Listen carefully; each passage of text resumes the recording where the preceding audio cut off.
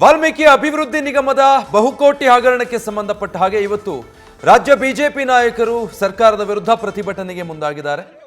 ವಿಧಾನಸೌಧದ ಮುಂಭಾಗ ಈ ರೀತಿ ಬಿಜೆಪಿಯ ರಾಜ್ಯಾಧ್ಯಕ್ಷ ಬಿವೈ ವಿಜಯೇಂದ್ರ, ಶಾಸಕ ಸುನೀಲ್ ಮತ್ತೆ ವಿರೋಧ ಪಕ್ಷದ ನಾಯಕ ಆರ್ ಅಶೋಕ್, ಶಾಸಕ ಅರವಿಂದ್ ಬೆಲ್ಲದ್, ಇನ್ನುಳಿದ ಹಾಗೆ ಎಲ್ಲ ಬಿಜೆಪಿ ನಾಯಕರು ಭಿತ್ತಿಪತ್ರಗಳನ್ನು ಹಿಡಿದು ಪ್ರತಿಭಟನೆ ಮಾಡೋದಕ್ಕೆ ಮುಂದಾಗಿದ್ದಾರೆ. ಸಚಿವ ನಾಗೇಂದ್ರರಿಂದ ಸರ್ಕಾರ ರಾಜೀನಾಮೆ ಪಡಿಬೇಕು. ಈ ಪ್ರಕರಣದಲ್ಲಿ ಡೆತ್ ನೋಟ್ನಲ್ಲಿ ಸಚಿವರ ಹೆಸರು ಉಲ್ಲೇಖ ಆಗಿದೆ. ಮತ್ತೆ ಸಚಿವ ನಾಗೇಂದ್ರ ಇದರಲ್ಲಿ ಇನ್ವಾಲ್ವ್ ಆಗಿರೋದು ಈಗಾಗಲೇ ಬೆಳಕಿಗೆ ಬಂದಿರೋದ್ರಿಂದ ಅದು ಬಿಜೆಪಿಯವರು ಮಾಡ್ತಾ ಇರುವಂತಹ ಆರೋಪ. ಸೊ ಈ ಪ್ರಕರಣದಲ್ಲಿ ಸಚಿವರ ತಲೆದಂಡ ಆಗಬೇಕು, ರಾಜೀನಾಮೆ ನೀಡಬೇಕು ಸಚಿವ ಬಿ ನಾಗೇಂದ್ರ ಅಂತ ಹೇಳಿ ಆಗ್ರಹಿಸಿ ಬಿಜೆಪಿ ನಾಯಕರು ಇವತ್ತು ಪ್ರತಿಭಟನೆಗೆ ಕರೆ ಕೊಟ್ಟಿದ್ರು. ಹಾಗೆ ವಿಧಾನಸೌಧದ ಮುಂಭಾಗ ಬಿಜೆಪಿ ನಾಯಕರು ರಾಜ್ಯಾಧ್ಯಕ್ಷ ವಿಜಯೇಂದ್ರ ನೇತೃತ್ವದಲ್ಲಿ ಪ್ರತಿಭಟನೆ ನಡೆಸ್ತಾ ಇದ್ದಾರೆ.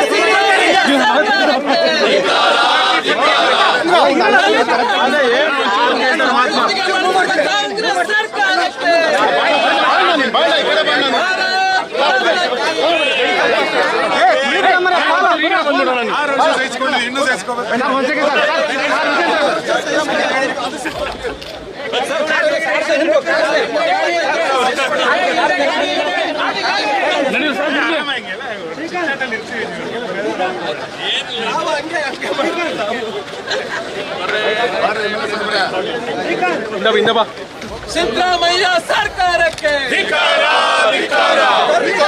ದಲಿತರ ಹಣವನ್ನ ತೆಲಂಗಾಣಕ್ಕೆ ಭ್ರಷ್ಟ ಸಿದ್ದರಾಮಯ್ಯ ಸರ್ಕಾರಕ್ಕೆ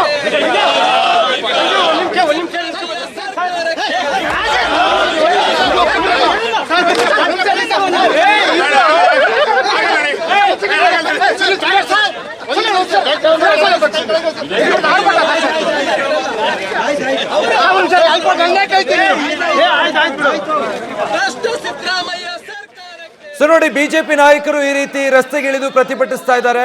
ವಿಧಾನಸೌಧದಿಂದ ರಾಜಭವನದವರೆಗೆ ಪ್ರತಿಭಟನಾ ಮೆರವಣಿಗೆ ಹೊರಟಿದ್ದಾರೆ.